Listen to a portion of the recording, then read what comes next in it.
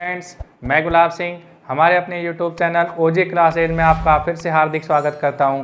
तो दोस्तों, हमने जो लाइट वाला टॉपिक स्टार्ट किया हुआ था, इसकी हम 10 क्लास कंप्लीट कर चुके हैं। आज जो हमारी क्लास है वो क्लास नंबर कौन सी है? 11। पिछली वीडियोस देखने के लिए आपको क्या करना होगा? हमारे YouTube चैनल ओजे क्लासेज की प्लेलिस्ट में जाएं, चैनल को सब्सक्राइब करें और वहाँ पर आप सारी वीडियोज़ देख सकते हैं। तो दोस्तों, हमें आज जो टॉपिक रहेगा, आज हम जानेंगे लेंस सूत्र के बारे में।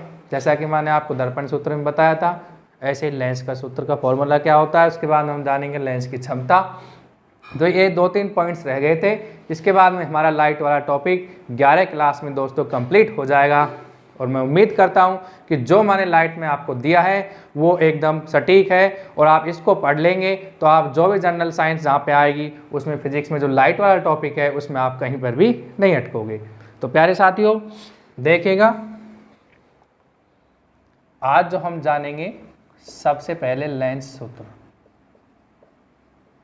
लेंस फॉर्मूला की बात करते हैं। तो दोस्तों, जैसा कि मैंने आपको बताया था, दर्पण में क्या बताया था, 1/f बराबर 1/v प्लस 1/u। ये हमने बात की थी दर्पण सूत्र में, जहाँ पर f क्या होता है, फोकस दूरी, v क्या होती है, प्रतिबिंब की दूरी, u क्या होती है, बिंब की दूरी। सेम अगर लेंस सूत्र की बात करें, ये तो कौन सा है, दर्पण। अब हम बात कर रहे हैं लेंस सूत्र की। इसमें क्या हो जाएगा, 1/f बराबर 1/v। इस प्लस की जगह ओनली क्या होगा, माइनस। ठीक है प्यारे साथियों, तो मैं उम्मीद करता हूं आपको ये भली बात ही समझ आया होगा। और आप ये भी लिख सकते हैं कि यहाँ पर f क्या है, फोकस दूरी, और f क्या है, फोकस दूरी, v क्या है, प्रतिबिंब की दूरी, v प्रतिबिंब की दूरी, और u की बात करें तो क्या बताया था आपको, बिंब की दूरी, वस्तु की दूरी, बिंब की दूरी। तो साथियों, यहाँ तक आपको समझ आया होगा। इसके बेस पर न्यूमेरिकल कई बार पूछे जाते हैं। इनमें किसी तीनों में से 2 के मान दे दिए जाते हैं, 1 का पूछ लिया जाता है। तो साथियों, आपको सीधा सा याद रखना है, दर्पण सूत्र में यहाँ पे प्लस होगा, लेकिन लेंस सूत्र में यहाँ पर क्या होगा, माइनस होगा प्यारे साथियों। इसके बाद में हम बात करते हैं लेंस की क्षमता क्या होती है, लेंस की क्षमता का मात्रक क्या होता है, ये भी बहुत बार पूछा हुआ है। तो प्यारे साथियों, आप नेक्स्ट हेडिंग लगाएंगे लेंस की क्षमता। नेक्स्ट क्या डालेंगे हेडिंग, लेंस की क्षमता, लेंस की क्षमता। इसको P से दर्शाते हैं। तो दोस्तों, लेंस की क्षमता क्या होती है, P बराबर 1/f। क्या होता है, P बराबर 1/f। अर्थात आपको फॉर्मूले से सीधा समझ आ रहा होगा कि फोकस दूरी का व्युत्क्रम ही क्या कहलाती है, लेंस की क्षमता कहलाती है। तो आप लिखेंगे, अर्थात फोकस दूरी का व्युत्क्रम ही लेंस की क्षमता कहलाती है। ठीक है प्यारे साथियों, तो आपको अच्छे से समझ आया होगा लेंस की क्षमता P बराबर क्या होता है, 1/f। अगर इसके एसआई मात्रक की बात करें, जो कि बहुत बार पूछा हुआ है विभिन्न एग्जाम में, क्या लिखेंगे, लेंस की क्षमता का एसआई मात्रक, वो क्या होता है, डायप्टर। ये बहुत बार एग्जाम में पूछा हुआ क्वेश्चन है प्यारे साथियों कि लेंस की क्षमता का मात्रक क्या होता है, तो क्या होता है, डायप्टर। आपको हमेशा याद रखना है। ठीक है दोस्तों, ये मैंने आपको लेंस की क्षमता के बारे में बताया कि फोकस दूरी का व्युत्क्रम में क्या होता है, लेंस की क्षमता कहलाती है। लेंस की क्षमता का एसआई मात्रक डायप्टर होता है। इसके बाद में आगे देखिए, एक नोट लगाएंगे। नोट में क्या लिखेंगे प्यारे साथियों, देखिए, यहाँ पर जो ये f है, फोकस दूरी है, ये हमेशा मीटर में रहनी चाहिए, ऑलवेज मीटर में होनी चाहिए। तो ये आप बात नोट लगा के लिखेंगे कि यहाँ पर फोकस दूरी हमेशा मीटर में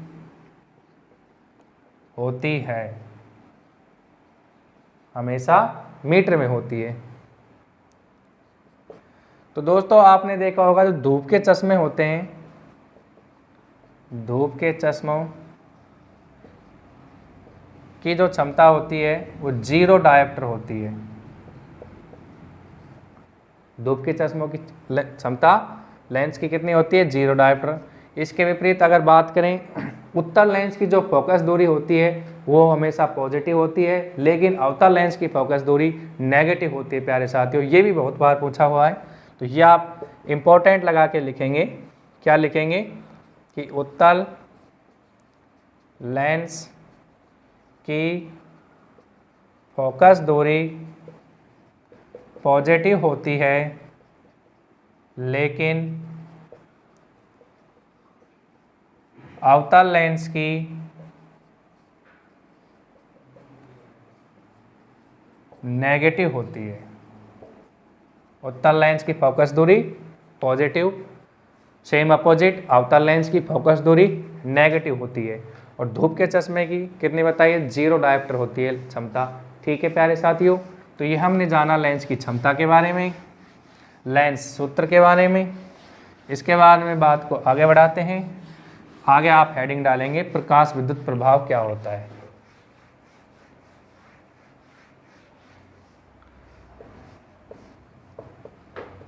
प्रकाश विद्युत प्रभाव के बारे में जानेंगे, ये क्या होता है।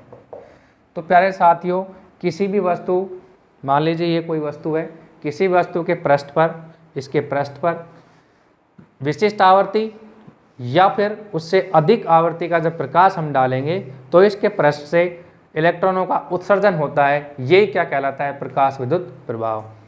तो ये आप डेफिनेशन लिखेंगे कि प्रकाश विद्युत प्रभाव क्या होता है। क्या बताया मैंने आपको? किसी धातु के पृष्ठ पर विशिष्ट आवृत्ति या इससे अधिक, या तो विशिष्ट आवृत्ति है कोई या फिर इससे अधिक आवृत्ति का प्रकाश डाला जाता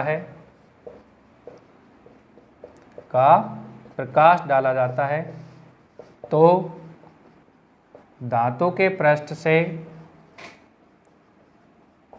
इलेक्ट्रॉन्स का क्या होता है? उत्सर्जन होता है। इलेक्ट्रॉन का उत्सर्जन होता है।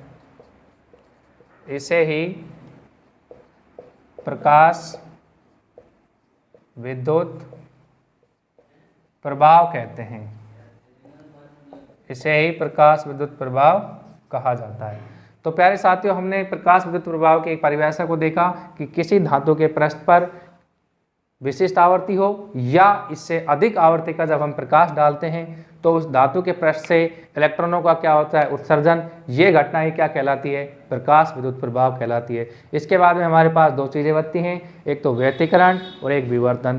दोनों और जानेंगे, इसके बाद अपना टॉपिक आज कंप्लीट हो जाएगा प्यारे साथियों। तो आप लिखेंगे विवर्तन।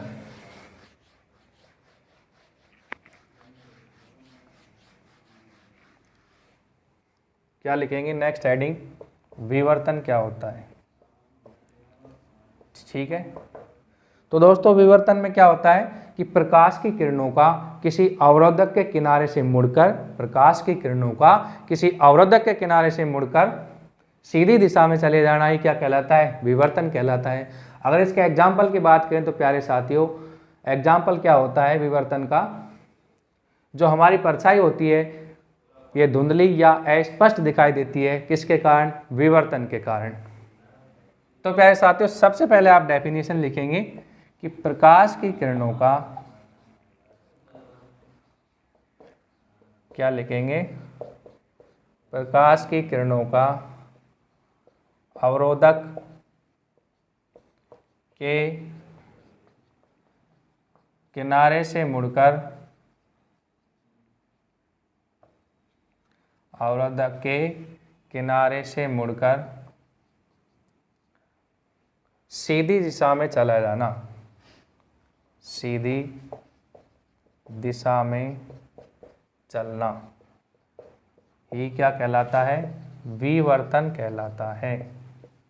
तो ये हमने डेफिनेशन को जाना, किसी अवरोधक के किनारे से प्रकाश की किरणों का मुड़कर फिर सीधी दिशा में चलना ही क्या कहलाता है? विवर्तन कहलाता है। अगर इसके उदाहरण की बात करें तो दोस्तों मैंने आपको बताया था कि विवर्तन के कारण ही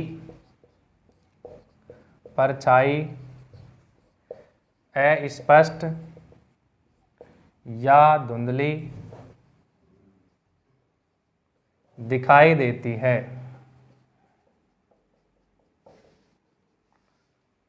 विवर्तन के कारण ही परछाई का किनारों से जो परछाई होती है वो अस्पष्ट या धुंधली दिखाई देती है। किसके कारण? विवर्तन के कारण। अब हम जानेंगे व्यतिकरण। तो दोस्तों व्यतिकरण में दो एग्जाम्पल आपसे हमेशा पूछे जाते हैं कि साबुन के बुलबुले का रंगीन दिखाई देना किसके कारण? व्यतिकरण, विवर्तन, ध्रुवण, ऐसे ऑप्शन दिए जाते हैं, तो उसमें आएगा व्यतिकरण। दूसरा, रोड सड़क पर तेल की बूंद पड़ी होती है, उसका चमकना किसके कारण? वो भी व्यतिकरण के कारण। तो ये आप दो उदाहरण व्यतिकरण में लिखेंगे। दोनों उदाहरण बहुत बार पूछे हुए हैं, तो लिखेंगे व्यतिकरण के उदाहरण कौन कौन से हैं। तो प्यारे साथियों, मैंने आपको अभी दो उदाहरण बताए थे। एक तो क्या? साबुन के बुलबुले